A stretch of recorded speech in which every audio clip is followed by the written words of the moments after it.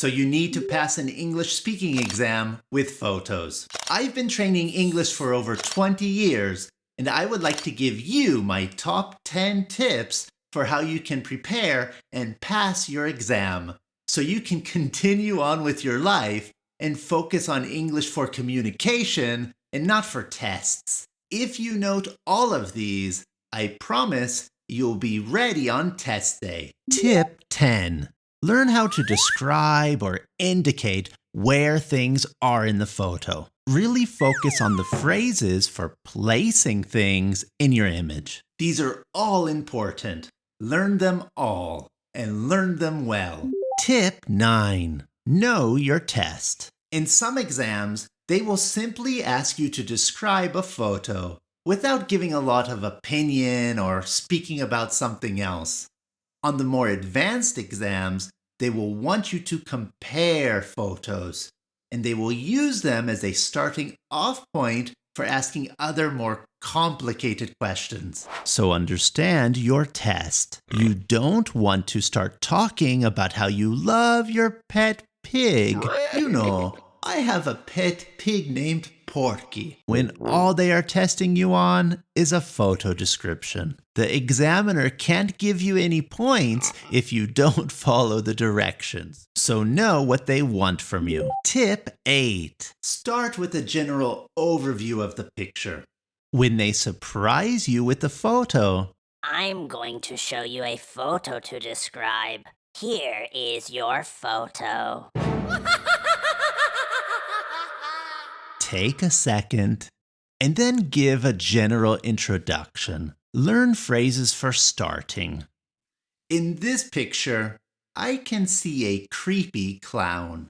Don't go into too much detail yet, okay?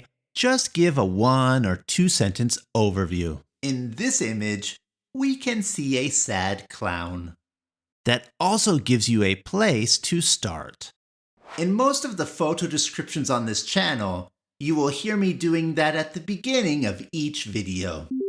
Tip 7. Talk about the place. Don't forget to note where the photo was taken. That means it is good to learn the names of different locations. For example, the names of all the rooms in your house. The bedroom, the kitchen, the living room, the garage, the front yard, and so on. Also, learn the names of typical places in a city. The train station, the city square, the airport. And don't forget about typical locations in nature. The beach, a field in the forest, and so on. You can't memorize everything, but try to get a good mix and stay quite general. I mean, they probably aren't going to give you a photo of a historic prison cell block, right? Tip 6. Describe what is happening with ing. If there are people or animals in your picture, describe what they are doing. This means you need to use the present continuous tense. She's reading a book. He's studying English. He's sleeping. He's running away from the Cambridge Test Center. Don't forget your ing, your ing. A good way to exercise this is simply to observe people in a city.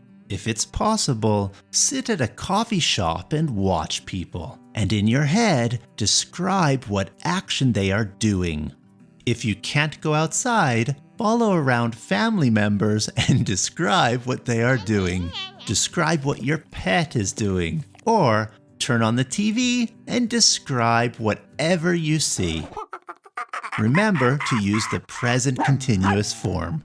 You know, I've actually gone to shopping centers before with private students, and we started observing people. We started following people.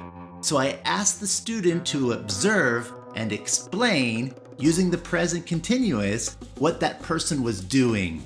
That can be a fun activity to do, especially if you are learning English with a friend. Find someone, observe them like 2 little spies, and explain what they are doing. Just don't start stalking anyone or scaring anyone, okay? Tip 5. If you have a person in your image, and typically there's a person in these exam photos, describe the person's clothes, how old you think they are, and so on. That means you really should learn some vocabulary about clothing. Not just shirt and jeans, but learn more specific vocabulary. Again, you can practice this by describing everyday people you see in the street. If you have a friend who is learning English, go outside and do this together. Also learn words for describing body shape, hairstyle, and so on. And if the examiner is similar to the person in the photo, be careful of what you are saying. In this photo, we can see a bald, funny-looking man with big ears who looks a little like a vampire.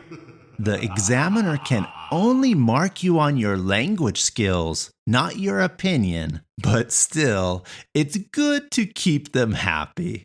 Tip 4. Describe people's roles or jobs in the picture. If you think somebody is a tour guide, say that. The man on foot appears to be a guide. He is probably leading a safari. Also describe their feelings. So learn some adjectives for feelings, for emotions.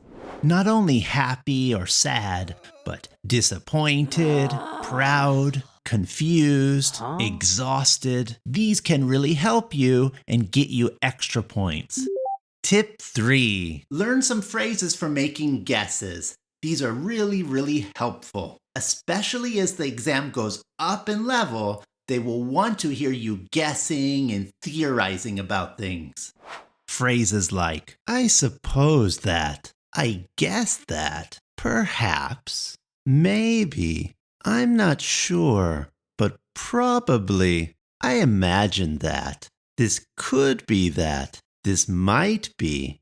Tip number 2. This is an important one. Exercise going around words that you don't know. You're not a robot. You can't memorize every word in the English dictionary before your exam. Learn all the words you can, but even more importantly, learn how you are going to go around those words that you don't know. Now, I'm going to create a separate video with tips on how you can do this, but the most important tip is this. Go more general when you don't know a word. Use very simple words that you know and connect them with a short little description. For example, let's say you don't know the name of these. Or better, during the test, you simply can't remember the word. Okay, don't panic. Maybe you know the word tool. If you do, you can say, the man is holding a tool for cutting paper. Did you see what I did? I used a more general word plus for and a little description. This is a good strategy for going around words you don't know. So let me repeat it. Use a more general word plus for and a little description. If you don't know the word tool, you could simply say, the man is holding a thing for cutting paper. Cool, good, you communicated. That's the key. Communication. We never know what photo we will receive on these tests, and we just don't know if we will have the vocabulary for that specific image. That's why this is so important. You don't want to get blocked and sit in silence, trying to find a word. Every second that ticks by will make things worse, will put pressure on you. And then things will get worse and worse and worse. So practice going around those words. And finally, tip number 1. Exercise. Describe photos. As many as you can. Take your old photos, take a magazine, open a website, whatever, but describe as many photos as you can. Now this channel is made for this, for building your vocabulary. I post a new photo every Monday through Friday and then give an example photo description. Go through some of these. Pause the video at the very beginning and see if you can describe the image for about 60 seconds. Then listen to my description and see how near we are. If you think it can help you, subscribe to this channel and you'll get a variety of photos through the week. Every day, a new image to describe. And remember, learning a language is not about passing a test. I know that it's important to pass these tests for university, for a job, for future opportunities, but let's never forget that the idea of learning a language is for communication. Our final goal should be to communicate with somebody in the world. Never forget that. Here are some example test questions and photos that I think you'll find helpful.